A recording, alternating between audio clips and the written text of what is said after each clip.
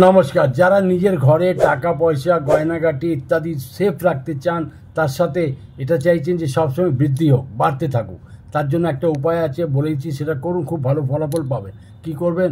একটা লোহার আলমারিটাকে আপনি দক্ষিণ পশ্চিম কোণায় রাখুন। দক্ষিণ পশ্চিম বলতে আপনাকে পিঠটা থাকবে দক্ষিণ দিকে আর খুলবে ওটা উত্তর দিকে।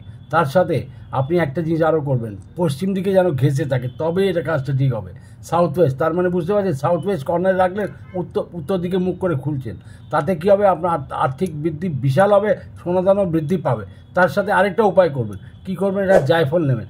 জায়ফলটাকে নিয়ে, গোটা জায়ফল, সেটাকে আপনি রূপোর একটা ছোটো বাটি কিংবা কাচের বাটিতে ওটা করে ওই আলমারিতে রেখে দিন। একটা কথা আরও বলে দিই আপনাদের, দেখুন এটা যদি পসিবল না হয় তাহলে একটা উপায় আরও বলে দিচ্ছি। কী করবেন?